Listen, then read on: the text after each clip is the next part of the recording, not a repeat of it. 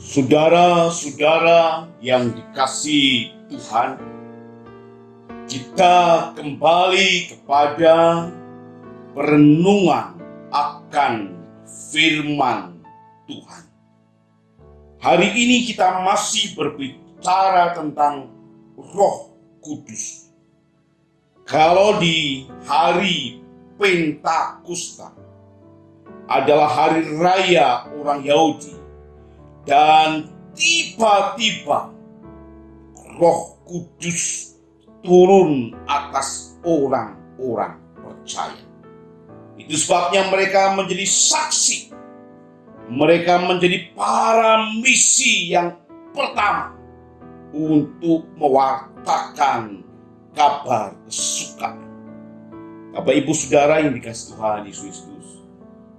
Itu sebabnya poin pertama hari ini saya ingin berbicara tentang Roh Kudus dicurahkan.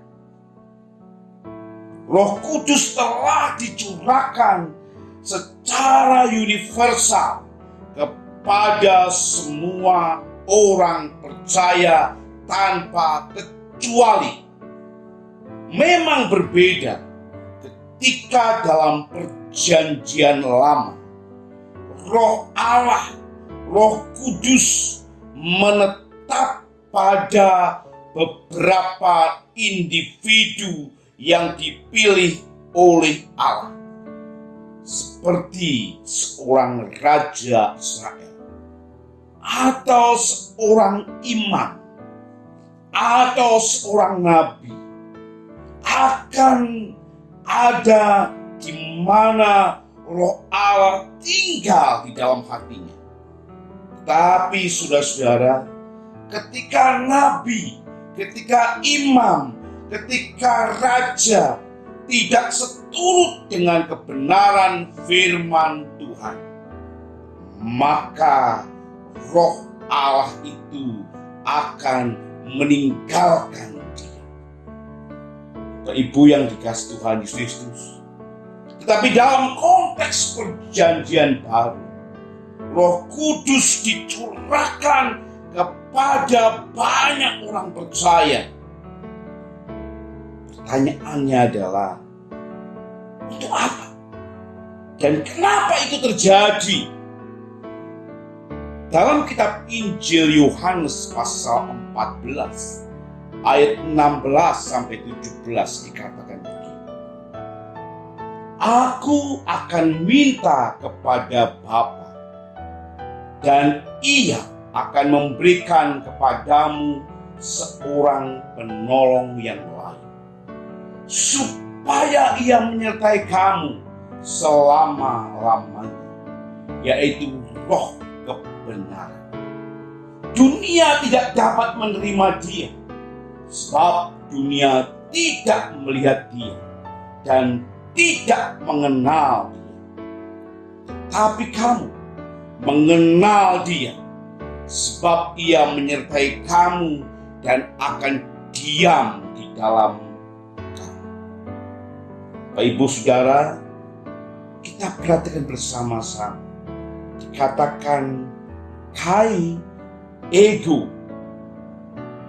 dan aku eros Yesus akan meminta ton patera itu kepada Bapa, kai dan hal yang lain, yaitu para kleton penolong. Bapak Ibu yang dikasihi Tuhan Yesus Kristus. Artinya berarti Tuhan akan meminta kepada Bapa, dan Ia akan memberikan kepadamu seorang penolong yang lain.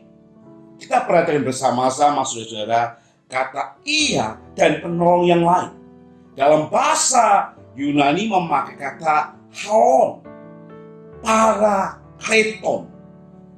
Kata alon dalam bahasa Yunani perjanjian baru biasanya membedakan namanya jenis kelamin atau gender. Ada 3 jenis kelamin, yaitu maskulin, feminim, atau netral.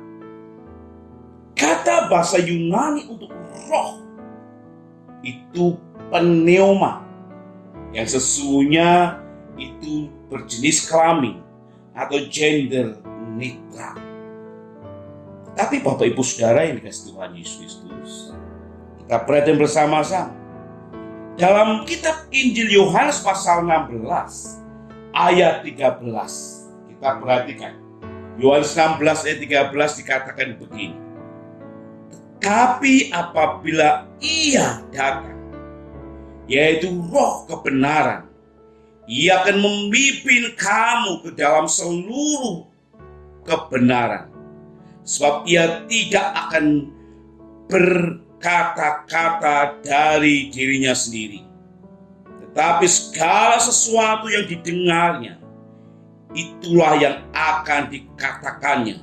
Dan Ia akan memberitakan kepadamu hal-hal yang akan datang. Saudara-saudara, dalam kitab Injil Yohanes pasal 16 ayat 13, kita perhatikan ada satu ketika Tuhan Yesus menjelaskan pelayanan Roh Kudus itu memakai kata di mana kata ganti dari pneuma. Kata ganti dari pneuma, kata ganti dari roh itu memakai kata ekionos yang berjenis kelamin maskulin. Bapak Ibu Saudara yang dikasihi Tuhan Yesus Kristus, lalu mungkin ada pertanyaan, kalau begitu ekionos itu kalau maskulin berarti yang akan datang itu adalah pria yang sama seperti Tuhan Yesus Kristus. Sama dalam Yohanes pasal 14 ayat 16. Kata Aaron berjenis kelamin yaitu dikatakan maskulin. Berarti kalau demikian, apa yang dikatakan Tuhan Yesus Kristus adalah berbicara kepada manusia yang sebagai penggantinya berjenis kelamin pria. Bapak Ibu Saudara yang dikasihi Tuhan Yesus Kristus, kita perhatikan bersama-sama apa yang dimaksud oleh Tuhan Yesus Kristus. Yang dimaksud Tuhan Yesus Kristus bahwa Roh Kudus, Roh Allah itu ini adalah punya pribadi. Punya pribadi, punya keberadaan yang sama dengan Tuhan Yesus, dengan Allah Bapa. Oleh karena apa? Kesejajaran yang sama. Jadi Tuhan Yesus Kristus tidak berbicara kepada penggantinya nanti adalah seorang pria. Jauh itu. Kenapa saudara-saudara? Kalau kita berkata bahwa Tuhan Yesus Kristus sedang berbicara untuk penggantinya yang akan menuntun orang percaya itu adalah manusia yang berjenis kelamin pria, kita perhatikan ayat 17 dari kitab Injil Yohanes. Dikatakan di sini adalah tu pneuma tes aletias. Perhatikan bersama-sama saudara. Tu pneuma roh tes aletias kebenaran. Saya ingin berkata dua hal saja. Dikatakan tu pneuma tes aletias, yang menggantikan Tuhan Yesus Kristus itu adalah tu pneuma tes aletias, roh kebenaran aletias. Jadi saudara-saudara yang dikasihi Tuhan Yesus Kristus, kalau demikian Tuhan sedang berbicara untuk penggantinya itu bukan manusia. Tetapi yang menggantikan Tuhan Yesus Kristus itu adalah Roh kebenaran, yaitu Roh Kudus. Itu sebabnya saudara, kita sedang jelas sekarang ini. Karena Roh Kudus yang dicurahkan kepada orang percaya itu akan menuntun orang percaya, akan menggerakkan orang percaya untuk mereka boleh mengabarkan Injil kebenaran kepada banyak orang. Sekali lagi, kalau ada orang berkata bahwa Injil itu sedang berbicara tentang pengganti Tuhan Yesus Kristus, itu adalah seorang manusia yang sama seperti Tuhan Yesus Kristus, ada laki-laki. Ini adalah otak-atik matok, sedang mengotak-atik ayat-ayat Alkitab tanpa satu dasar yang jelas. Sebab ketika kita punya dasar yang jelas, pasti kita lihat ayat 17. Itu bukan bersifat dikatakan manusia dalam wujud manusia, tetapi itu roh. Bapak Ibu yang dikasihi Tuhan Yesus Kristus, itu sebabnya kita sekarang sudah memberikan satu kesimpulan dalam hidup kita dan pemikiran kita.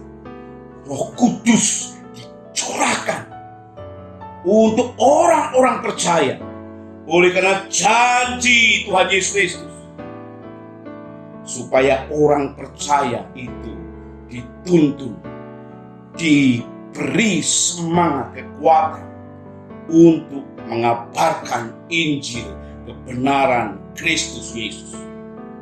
Yang kedua, saudara, kita berbicara tentang gerakan Roh Kudus dalam gereja. Apa yang dikatakan gerakan Roh Kudus dalam gereja? Bahwa rencana Allah untuk menyebarkan berita keselamatan, berita sukacita yang disebut dengan Injil itu kepada semua bangsa, itu hanya melalui gerejanya saja. Itu sebabnya Tuhan Yesus Kristus berfirman dalam Matius pasal 16 ayat 18. Dan aku pun berkata kepadamu, engkau adalah Petrus, dan di atas batu karang ini aku akan mendirikan jemaatku, dan alam maut tidak akan menguasainya. Saudara-saudara yang dikasihi Tuhan Yesus Kristus, itu terdapat dalam Matius 16 ayat 18. Kita katakan, bukan Petrus yang memegang kunci gereja, bukan. Tetapi Tuhan Yesus Kristus ingin berkata bahwa di atas kekuatan yang besar ini, Tuhan akan mendirikan gerejanya. Dan pastikan alam maut tidak akan menguasainya. Alam maut, neraka tidak akan bisa menguasainya, menggoyangkan. Oleh karena apa? Itu didirikan oleh dasar yang teguh, dasar darah yang mahal di dalam Kristus Yesus, yang mempunyai kemenangan sejati, yang menjadikan orang-orang percaya selamat adalah umat keselamatan yang daripada Allah. Saudara-saudara yang dikasihi Tuhan Yesus, supaya sekarang kita tahu bahwa melalui gerejanya Tuhan Allah memberitahukan berbagai ragam hikmat pada semua orang. Dalam Efesus pasal 3 ayat 10 dikatakan, supaya sekarang oleh jemaat diberitahukan berbagai ragam hikmat Allah kepada pemerintah-pemerintah dan penguasa-penguasa di surga. Saudara yang dikasihi Tuhan Yesus, jadi melalui gereja Tuhan, melalui umat pilihan Tuhan akan bisa melihat bagaimana hikmat Allah yang agung, yang besar itu bisa dirasakan dan dilihat oleh orang-orang lain, oleh perintah, penguasa surga. Saudara yang dikasihi Tuhan Yesus Kristus, David Platt mengatakan demikian. Gereja adalah rencana Allah, plan A. Tidak ada rencana plan B. Tidak ada.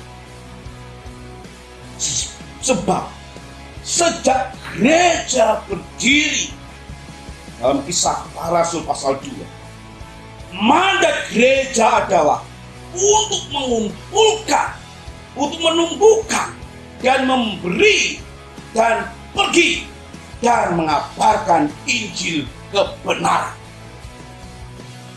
Saudara-saudara yang dikasihi Tuhan Yesus Kristus, bagaimana dengan saya dan saudara? Apakah gereja di mana kita berkumpul bersama-sama sedang memikirkan bagaimana terobosan baru ke depan untuk pewartaan Injil Kristus Yesus? Bagaimana kita sedang memikirkan supaya berita Injil itu disampaikan kepada semua orang tanpa kecuali? Saya memikirkan saudara-saudara 20-25 tahun sebelum kejadian wabah COVID-19. Bagaimana gereja bisa memberitakan, apalagi sekarang dengan banyak aturan, bagaimana gereja bisa memberitakan kebenaran itu?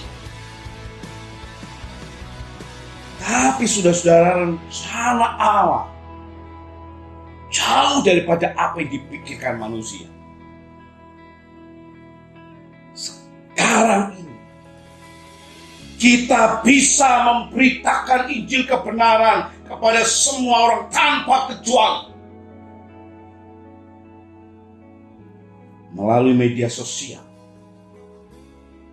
melalui berbagai macam cara kita bisa mewartakan Injil Kristus Yesus tanpa dibatasi. Orang bisa saja berkata nggak boleh bangun gereja. Orang bisa saja berkata hentikan pembangunan gedung gereja. Tapi saya katakan, orang tidak bisa menghentikan cara kerja Roh. Untuk apa? Pemberitaan Injil kebenaran Kristus Yesus. Jadi saudara-saudara yang dikasihi Tuhan Yesus, mari kita jangan pikirkan tentang gedung gereja. Itu adalah menurut saya pekerjaan yang sesungguhnya itu bisa diletakkan lebih dahulu, dan kita memikirkan bagaimana sekarang pemberitaan Injil itu kepada banyak orang, dan ini waktunya. Kalau saya dan saudara sedang berkutat masalah pembangunan gedung gereja, masa-masa ini sudah selesai. Saya katakan, kita nggak punya kairos, kesempatan. Kita kehilangan kesempatan. Itu sebabnya saya berkata, saudara-saudara, letakkan dulu masalah-masalah tentang gereja, tentang pembangunan gedung gereja, tentang pendeta dengan pengurus gereja, letakkan dulu. Tetapi mari kita bersatu padu. Mari kita bergandengan tangan. Mari kita menyatukan visi dan misi kita yang besar. Bagaimana Injil bisa diberitakan dalam situasi wabah COVID-19 ini. Ini kesempatan, ini kairos. Kenapa saudara-saudara? Ini nggak bisa dibendung. Ini nggak bisa ditentang dan bahkan dibenteng, nggak bisa. Bapak Ibu yang dikasihi Tuhan Yesus Kristus, kesempatan bagaimana kita bisa menangkap visi, misi Allah yang besar. Itu sebabnya saudara-saudara yang dikasih Tuhan Yesus, gereja harus bergerak. Gereja sekarang harus memikirkan jauh ke depan. Untuk apa? Pemberitaan Injil Yesus Kristus. Yang ketiga, saudara, kita perhatikan Roh Kudus dengan orang percaya. Semua orang percaya tanpa kecuali sekarang diberdayakan untuk menjadi saksi bagi Kristus Yesus. Arti Pentakosta bukan untuk mendorong orang-orang percaya untuk memiliki pengalaman yang rohani secara luar biasa, itu saja bukan. Kalau hanya berhenti supaya orang percaya memiliki pengalaman rohani, itu sudah cukup, maka gereja tidak akan berkembang. Tapi saudara-saudara, momentum daripada turunnya Roh Kudus bertepatan dengan hari Pentakosta ini, agar saya dan saudara dapat diperdayakan untuk hidup dalam misi, untuk hidup bersama-sama dalam pelayanan pemberitaan kebenaran firman Tuhan. Ini kalau kitab kata Kisah Para Rasul pasal 1 ayat 8. Tapi kamu akan menerima kuasa kalau Roh Kudus turun ke atas kamu. Dan kamu akan menjadi saksiku di Yerusalem, di seluruh Yudea dan Samaria, dan sampai ke ujung bumi. Saudara-saudara yang dikasihi Tuhan Yesus Kristus, ini adalah perintah Tuhan. Ini adalah mandat yang harus kita kerjakan dari Tuhan, menjadi saksi. Saudara, dengarkan firman Tuhan. Kita diperintahkan Tuhan untuk menjadi saksi, menjadi pemberita Injil. Dan itu harus berkembang, dan berkembang. Kita jangan terjebak dengan masalah-masalah yang kecil-kecil. Masalah yang sedang membuat kita tidak lagi memberitakan Injil karena kita berkutat kepada masalah internal ke dalam, yaitu tentang gereja. Saudara yang dikasihi Tuhan, mari kita mulai meletakkan itu semua. Letakkan, saudara, letakkan. Sekarang kita maju. Sekarang kita melihat arah ke depan. Apa gerakan visi misi di abad ini? Kalau saudara mengikuti gerakan ini, saya yakin semua masalah intern itu akan selesai. Kita nggak akan pikirkan itu. Kenapa? Kita tenggelam dalam gerakan Allah. Tapi saya ingatkan, kalau saudara tidak tenggelam dalam gerakan Allah, saudara akan rugi. Saudara akan jadi penonton. Tapi saudara nggak merasakan gerakan Allah. Mari saudara yang dikasihi Tuhan Yesus Kristus, kita tenggelam, kita masuk dalam gerakan Allah yang luar biasa ini. Ini kesempatan kairos. Kita kerjakan bersama-sama. Berita Injil ini perlu diwartakan. Kabar kesukaan ini perlu diwartakan. Dan ini kesempatan, saudara.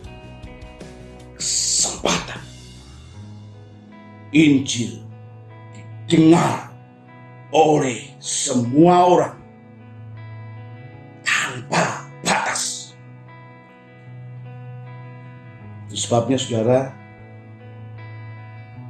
dalam peringatan perayaan turunnya Roh Kudus di hari Pentakosta. Mari saudara-saudara kita masuk, kita tenggelam dalam gerakan Allah. Dalam kebangunan rohani abad ini, kita maju bersama-sama. Kita akan menjadi tentara Allah yang memikirkan apa yang dimaui oleh Allah. Bukan memikirkan kebutuhan-kebutuhan kita. Bukan memikirkan persoalan-persoalan kita.